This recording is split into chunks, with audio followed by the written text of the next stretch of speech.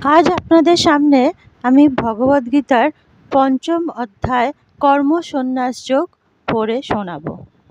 অর্জুন উবাচ সন্ন্যাসম কর্মণাম কৃষ্ণ পুনঃ যোগম চ সংশসি যৎ শ্রেয় এতয় একম তত মে ব্রূহি সুনিশ্চিতম।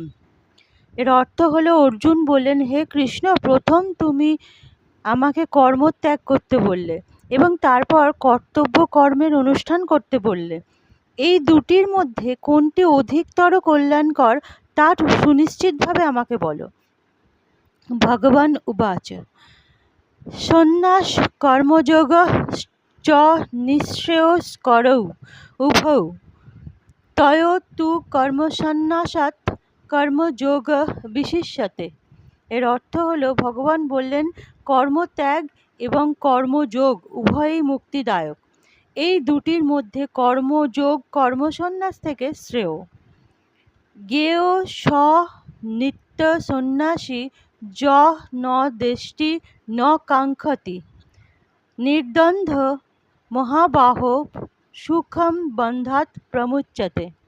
এর অর্থ হলো, হে মহাবাহ, যিনি নির্দ্বন্দ্ব এবং কর্মফলের প্রতি আকাঙ্ক্ষা করেন না, তিনিই নিত্য সন্ন্যাসী।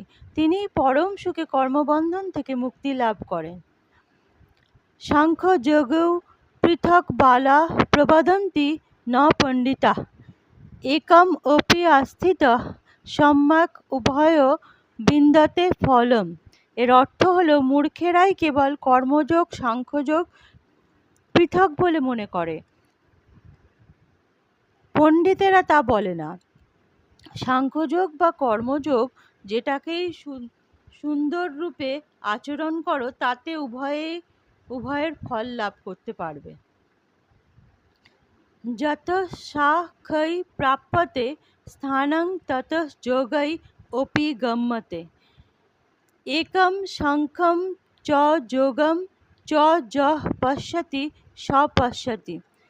এর অর্থ হলো, যিনি জানেন কর্মত্যাগের মাধ্যমে যে গতি লাভ হয়, কর্মযোগের দ্বারাও সেই গতি প্রাপ্ত হওয়া যায়, এবং তাই যিনি কর্মযোগ ও কর্মত্যাগে কে এক বলে জানেন, তিনিই যথার্থ তত্ত্বদ্রষ্টা। সন্ন্যাস তু মহাবাহ দুঃখম আপ্তুম অযোগতঃ যোগযুক্ত মুনি ব্রহ্ম ন চিরেণ অধিগচ্ছতি। এর অর্থ হলো,